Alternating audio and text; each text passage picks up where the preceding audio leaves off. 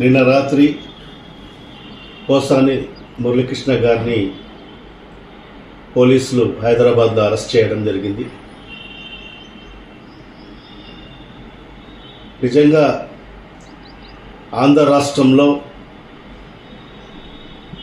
ఈరోజు red book పరిపాలన కొనసాగుతుంది.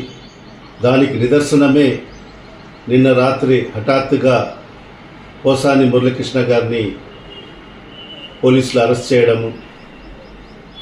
మరి ఆ పోలీసులు ఆ వీడియోలు కూడా వైరల్ అవుతున్నాయి. ఆ పోలీసులు వచ్చి మేము అనంతపురం నుంచి వచ్చాము అని చెప్పి ఒక నోటీస్ కూడా ఇవ్వడం జరిగింది. నిజంగా నోటీస్ చూస్తే 27వ తేదీ అరెస్ట్ చేసినట్టుగా మరి ఆ నోటీస్లో పొందుపరచడం జరిగింది. 27వ తేదీ అనగా ఈనాడు రాత్రి 8:45 అరెస్ట్ చేశామని చెప్పి ఆ నోటీసులో పొందుపరచడం జరిగింది. మరి ఇలాంటి చర్యలు కేవలం ఈ కూటమి ప్రభుత్వంలోనే జరుగుతాయని చెప్పి కూడా దీనికి నిదర్శనం. తీరా అది చూస్తే ఆ నోటీసులో చూస్తే మరి సంబేపల్లికి సంబంధించి మరి అన్నమయ్య జిల్లాకు సంబంధించిన పోలీసులు మరి ఆయనకు అరెస్ట్ చేయడం నిజంగా చాలా బాధాకరమైన విషయము, చాలా దుర్మార్గం అని చెప్పి కూడా ఈ సందర్భంగా తెలియజేసుకుంటున్నాను. ఎందుకంటే పోసాని మురళీకృష్ణ గారు ఎప్పుడు కూడా డిబేట్లలో న్యాయపరంగా, చట్టపరంగా, మరి అదేవిధంగా ఈ ప్రభుత్వం గత ప్రభుత్వం చేసిన ఏదైతే ఉన్నాయో మరి ఈనాడు ఈ ప్రభుత్వం చేస్తున్న నిర్వాహకులను ప్రజలకు స్పష్టంగా తెలియజేస్తున్నందుకు మరి ఈరోజు ఈ కూటమి ప్రభుత్వం మరి వాళ్ళు ఏదైతే చెప్పినట్టుగానే రెడ్ బుక్లో ఏదైతే ఆయన పేరును పొందుపరిచిన తర్వాత మరి ఈరోజు అధికారంలోకి వచ్చిన తర్వాత మరి ఆ రెడ్ బుక్ పరిపాలనను కొనసాగిస్తూ మరి ఈరోజు వైఎస్ఆర్ కాంగ్రెస్ పార్టీ నాయకులను, సానుభూతి పరులను మరి అక్రమైన కేసులు బనాయిస్తూ మరి వాళ్ళను అరెస్ట్ చేస్తూ మరి వాళ్ళకు రిమాండ్లకు పంపిస్తున్న పరిస్థితి ఈరోజు మన అందరికీ కూడా తెలిసిన విషయమే. మరి ఒకటే నేను ఈ కూటమి ప్రభుత్వంలో మరీ ముఖ్యంగా ముఖ్యమంత్రి చంద్రబాబు నాయుడు గారికి మరి అదేవిధంగా ఉప ముఖ్యమంత్రి పవన్ కళ్యాణ్ గారికి నేను ఒకటే కోరదలుచుకున్నాను. మరి మీకు మీ ప్రభుత్వం అధికారంలోకి వచ్చి మరి ఈరోజు ప్రజలకు ఇచ్చిన మాటలు ఏమైపోయాయి? మీరు ప్రజలకు ఇచ్చిన హామీలు ఏమైపోయాయి? మరి ఆ హామీలు నెరవేర్చాలని ఏ కోశాన మీకు లేదు, చిత్తశుద్ధి లేదు.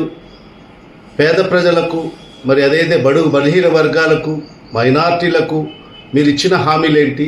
మరి ఈరోజు ఈ 9 నెలల కాలంలో మీరు ఆ ఇచ్చిన హామీల్లో ఎంతవరకు హామీలు నెరవేర్చి ప్రజలకు మేలు చేశారో ఒకసారి ఆలోచన చేసుకోండి, ఒకసారి ఆత్మవిమర్శన చేసుకోండి.